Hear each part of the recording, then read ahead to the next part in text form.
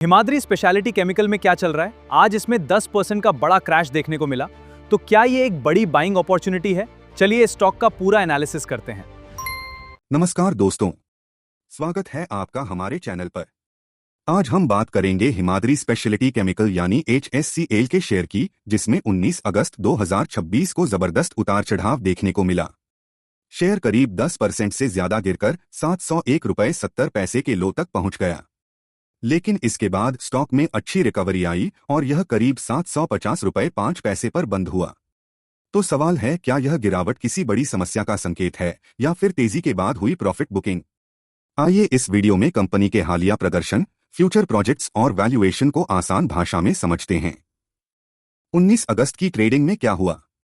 सबसे पहले नजर डालते हैं ट्रेडिंग डेटा पर।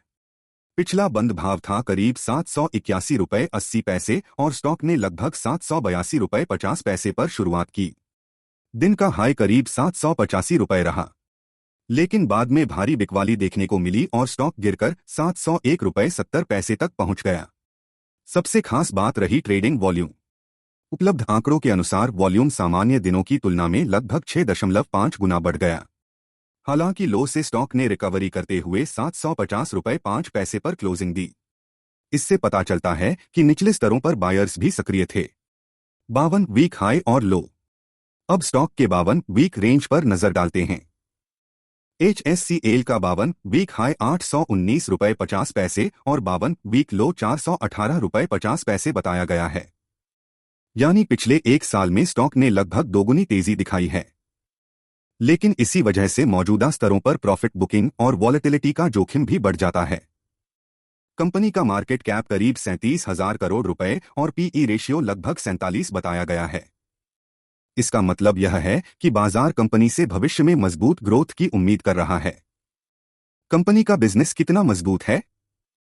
हिमाद्री स्पेशलिटी केमिकल एक प्रमुख स्पेशलिटी केमिकल कंपनी है। कंपनी कोल टार पिच के क्षेत्र में बड़ी निर्माता है और कार्बन ब्लैक बिजनेस में भी इसकी मजबूत स्थिति है। लेकिन अब कंपनी केवल पारंपरिक केमिकल्स तक सीमित नहीं रहना चाहती। मैनेजमेंट का फोकस तेजी से EV, lithium ion battery materials और एडवांस्ड कार्बन मटेरियल्स जैसे फ्यूचर बिजनेसेस की तरफ बढ़ रहा है। Q1 FY27 results. कंपनी के हालिया Q1 FY27 रिजल्ट्स भी काफी मजबूत रहे।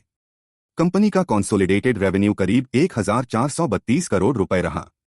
एबिटडा लगभग 313 करोड़ रुपए और एबिटडा मार्जिन करीब 22% रहा।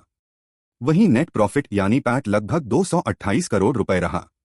यानी ऑपरेशनल परफॉर्मेंस मजबूत दिखाई दे रही है। अब सवाल है, अगर बिजनेस इतना मजबूत है तो स्टॉक में इतनी बड़ी गिरावट क्यों आई? इसका जवाब शायद वैल्यूएशन और प्रॉफिट बुकिंग में छिपा है। जब कोई स्टॉक पहले ही काफी तेजी दिखा चुका हो और 52 वीक हाई के करीब ट्रेड कर रहा हो तो बड़े इन्वेस्टर्स द्वारा प्रॉफिट बुकिंग के कारण अचानक सेलिंग आ सकती है। इसलिए केवल एक दिन की गिरावट को देखकर यह कहना सही नहीं होगा कि कंपनी का बिजनेस खराब हो गया है। फ्यूचर ग्रोथ के बड़े ट्रिगर्स। अब बात करते हैं उन प्रोजेक्ट्स की जो हिमाद्री की लॉन्ग टर्म स्टोरी को मजबूत बना सकते हैं। कंपनी अगले लगभग 2 वर्षों में करीब 2,800 करोड़ रुपए का केपेक्स करने की योजना पर काम कर रही है। इसमें करीब 1,300 करोड़ रुपए लिथियम आयन बैटरी मटेरियल्स जैसे कैथोड और एनोड मटेरियल्स से जुड़े प्रोजेक्ट्स में लगाए जाने हैं। इसके अलावा कंपनी कार्बन नैनोट्यूब के क्षेत्र में भी कमर्शियल फैसिलिटी विकसित कर रही है। अगर ईवी और एनर्जी स्टोरेज इंडस्ट्री में ग्रोथ जारी रहती है तो ये बिजनेसेस भविष्य में हिमाद्री के लिए नए ग्रोथ इंजन्स बन सकते हैं। बिरला टायर्स भी एक बड़ा ट्रिगर। हिमाद्री की सब्सिडरी बिरला टायर्स भी कंपनी की फ्यूचर स्टोरी का एक महत्वपूर्ण हिस्सा है।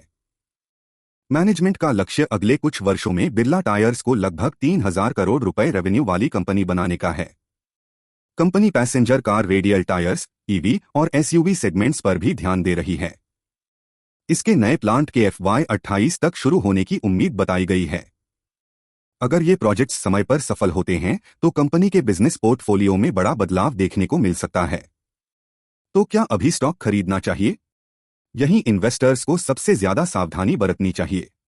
HSCL में लॉन्ग टर्म स्टोरी काफी इंटरेस्टिंग दिखाई देती है। Speciality chemicals, EV battery materials, carbon nanotubes और टायर बिजनेस जैसे कई ग्रोथ अपॉर्चुनिटीज कंपनी के सामने हैं। लेकिन दूसरी तरफ स्टॉक का पीई लगभग 47 है और शेयर पहले ही 52 वीक लो से काफी ऊपर आ चुका है। इसलिए शॉर्ट टर्म में वॉलेटिलिटी बनी रह सकती है। अगर आप लॉन्ग टर्म इन्वेस्टर हैं तो केवल एक दिन की गिरावट देखकर फैसला लेने के बजाय कंपनी के आने वाले results, capex execution, debt margins और न्यू बिजनेसेस की प्रोग्रेस पर नजर रखना ज्यादा महत्वपूर्ण है।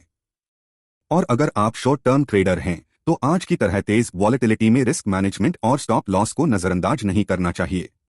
Final verdict. तो दोस्तों, 19 अगस्त की करीब 10% की गिरावट को फिलहाल केवल बिजनेस खराब होने का संकेत मानना सही नहीं होगा। मजबूत Q1 रिजल्ट्स और फ्यूचर प्रोजेक्ट्स कंपनी की लॉन्ग टर्म स्टोरी को सपोर्ट करते हैं। लेकिन वैल्यूएशन ऊंचा है और स्टॉक में पहले ही काफी तेजी आ चुकी है। इसलिए शॉर्ट टर्म में प्रॉफिट बुकिंग और वॉलेटिलिटी का खतरा बना रह सकता है। मेरे हिसाब से सबसे महत्वपूर्ण चीज यह होगी कि आने वाली तिमाहियों में कंपनी अपने मजबूत अर्निंग्स परफॉर्मेंस को बनाए रखती है या नहीं और नए प्रोजेक्ट्स कितनी तेजी से कमर्शियलाइज होते हैं। अगर ग्रोथ उम्मीद के मुताबिक जारी रहती है तो लॉन्ग टर्म स्टोरी मजबूत हो सकती है। लेकिन अगर अर्निंग्स या प्रोजेक्ट एग्जीक्यूशन में कमजोरी आती है तो वैल्यूएशन पर दबाव देखने को मिल सकता है। आपको क्या लगता है, क्या हिमाद्री स्पेशलिटी केमिकल 1000 रुपए का स्तर छू सकता है? अपनी राय कमेंट में जरूर बताएं। वीडियो पसंद आया हो तो लाइक करें, चैनल को सब्सक्राइब करें और इसे अपने दोस्तों के साथ शेयर करना न भूलें। धन्यवाद। मिलते हैं अगले वीडियो में। यह वीडियो केवल एजुकेशनल और इंफॉर्मेशनल पर्पस के लिए है। इसमें दी गई जानकारी किसी भी प्रकार की बाय या सेल रिकमेंडेशन अथवा इन्वेस्टमेंट एडवाइस नहीं है। शेयर बाजार में निवेश मार्केट रिस्क के अधीन है। दिए गए आंकड़े समय के साथ बदल सकते हैं। निवेश करने से पहले स्वयं रिसर्च करें और आवश्यकता होने पर योग्य फाइनेंशियल एडवाइजर की सलाह लें। किसी भी वित्तीय लाभ या नुकसान के लिए हम जिम्मेदार नहीं होंगे।